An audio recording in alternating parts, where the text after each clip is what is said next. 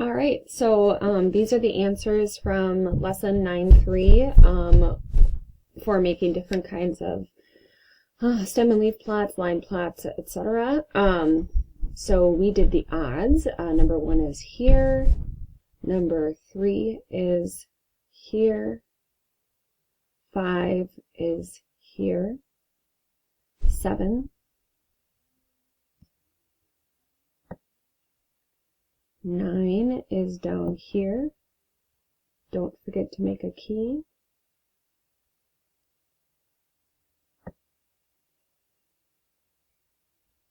13 through 19 is here. You can pause the video and rewind to look at this, but we are going to start section 9.4 today, which is on measures of central tendency, which is mean, median, mode, and range. So write 9.4, central tendency, and make sure you have a calculator, something to write with, and something to write on. Okay? So, measures of central tendency are mean, median, and mode. So mean is another word for the average, and you would add up all the values and then divide by the number of values in the set. Median is the middle value after you put the numbers in order from least to greatest. The mode is the number or numbers that show up most frequently. You can have no mode if all numbers show up the same amount, one mode, or more than one mode if more than one number shows up the most times. And the range is the difference between the greatest minus the least value in the data set. We are going to find an outlier in a set of numbers, and we're going to figure out how does that outlier affect the mean, median, mode, and range. Okay, so if you ever collect data in the future when you're doing a project, outliers can affect the data, and we want to figure out how do they affect it. So say that you're interviewing people with how many hours of sleep they get, and you survey, and most people are saying between 7 to 10 hours, but then one person says they get 1 hour of sleep every night. Well, that outlier is going to affect your mean, median, mode, and range. So you want to be aware of that and how it affects it. So here I have some numbers, and what we're going to do first is put them in order from least to greatest. So that's the first step. So here they are in order from least to greatest. I counted that I had 7 numbers here, and I still have 7 numbers. I want to be very careful with that. Okay, the outlier, well, what's an outlier? An outlier is a number that's way different than the rest of the numbers. So these are in the 20s and 30s, and whoa, this is all the way at 51. So that's our outlier, 51. What we want to do is find the mean, median, mode, and range with the outlier, and then take the outlier off, and then find what are these numbers without 51. Okay, so for the mean, what you're going to do is add up all these numbers, press equals, get that answer, and then divide by 7, because we have 7 numbers here. So I'm going to add all these up, 21 plus 21 plus 28 plus 28 plus 29 plus 32 plus 51 equals. So that's 210. And then I would divide by 7, because there's 7 numbers there. So the mean would be 30. Okay, well, what if I don't have 51? What would the mean be? So 210 minus 51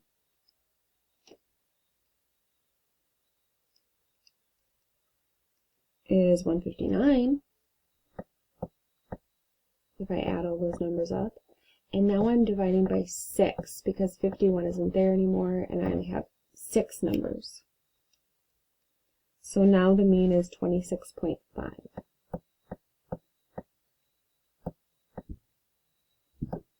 Okay, now we're going to find the median. And if I have 7 numbers, what I can do is work my way in and cross off as I go until I find a center number. Since this is an odd number of numbers, my median is 28 with the outlier.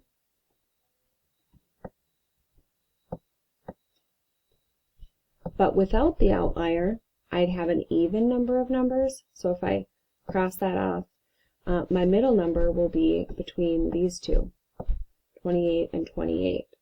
So in this case, I know that the median will be 28, but say that the numbers are decimals or something like that. To find the median between two numbers, what you do is you add the two numbers together, press equals, and then you divide that answer by 2. Well, 28 plus 28 divided by 2 brings you back to 28. So the median is 28.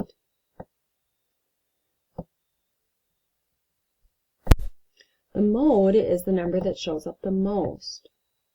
So if I'm looking at these numbers with the outlier, 21 shows up twice, and so does 28. So I have two modes, 21 and 28. If I take the outlier out, I'll take off 51, I have the same mode. It's still 21 and 28.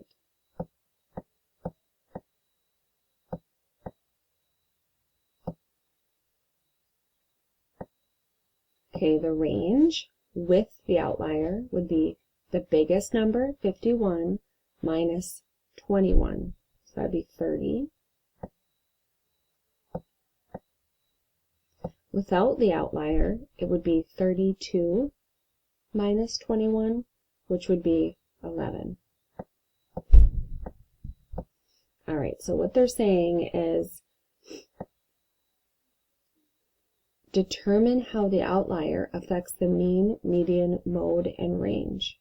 So what I would say is that the mean changed from 30 to 26.5. The median and mode stayed the same, and the range changed from 30 to 11.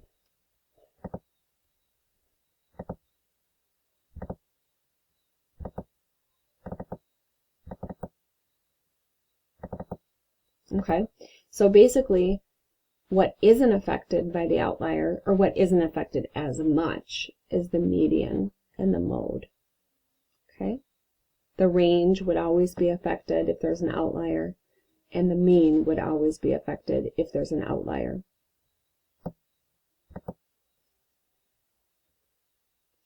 Okay, next. Which measure of central tendency is most useful to describe the data? You need to write this down. You use the mean to describe the data if there are no outliers. So write no outliers. If there are no outliers, the mean is the best. If there is an outlier, it has an outlier. We just saw that the median didn't really change that much. It was exactly the same, but sometimes it does change.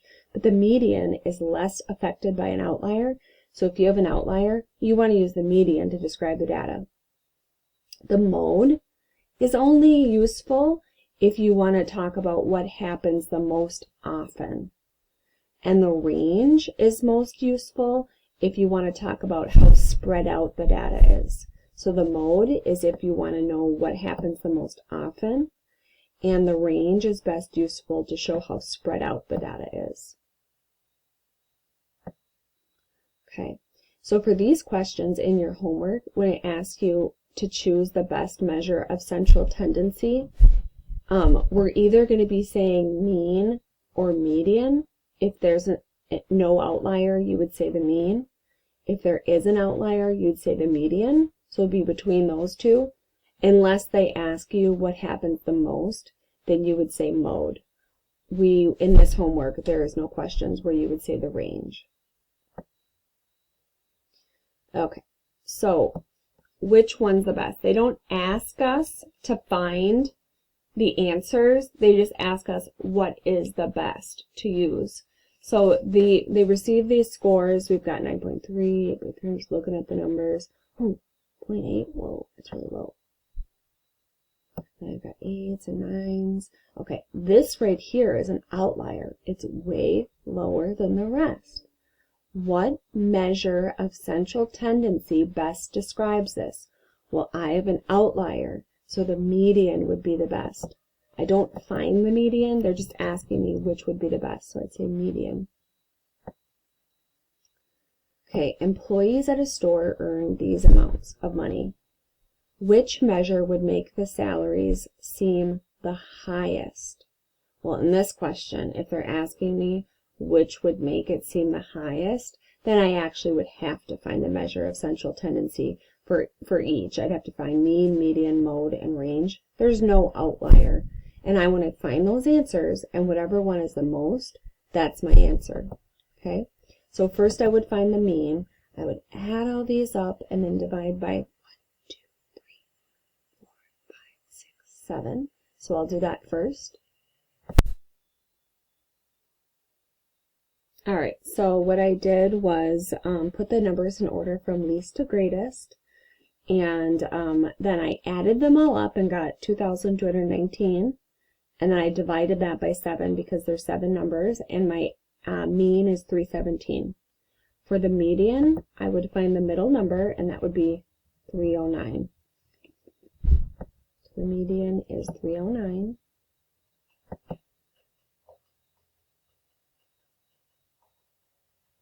Okay, so my Smart Notebook keeps freezing up, so I just switched to a PDF. So the mean was 317, the median is 309, the mode is no mode, nothing shows up more than once, and then the range would be the highest, which is 365 minus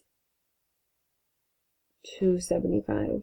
So 365 minus 275 would be a range of 90. Okay, so they're saying which one of these numbers would make the salaries seem the highest. This is the highest number, so the mean would be the highest. If they just ask you which measure is the best, you don't have to find the answers. You would just see if there's an outlier or not. If they ask you which would make it seem the highest or the lowest, then you actually have to find the answers. Okay, next is weighted average. So for weighted average, that's how your grades were calculated in math class before we did distance learning. Your tests were 70%, your quizzes were 15%, and your homework was 15%. So the way that you find weighted average is, well, first of all, weighted average means that some scores carry more weight than others. So here's an example. On a recipe website, members rated a lasagna recipe. The website awards 3 points for excellent, 2 points for good, 1 point for fair, and 0 points for poor. What is the weighted average of the ratings? So what you want to do first is multiply the number of members by its rating value. So 32 was worth excellent was worth 3 points. So I'm going to do 32 times 3. Good was worth 2. Fair was worth 1. And poor was worth 0. Now, even though this part is worth 0, we're still going to factor in these 15 for the average. So I'm going to do 32 times 3 plus 59 times 2 plus 29 times 1 plus 15 times 0. And then once I get that answer, I'm going to put that in the numerator. Okay, so I'm going to pause my video and I'm going to do that part. So I'm doing 32 times 3 plus 59 times 2 plus 29 times 1 plus 15 times 0. Okay, for the numerator, I got 243. Now for the denominator, what you do is you don't look at the weighted part and you just add together how many people took this survey. So I've got 32 plus 59 plus 29 plus 15. We still count these 15 even though it had 0 weight. We still need to count that, so it will affect the average here. So if you've got a lot of poor ratings, it's going to bring down your weighted average. So we're going to do 32 plus 59 plus 29 plus 15, and I got 135 for that part. And then the last step is to divide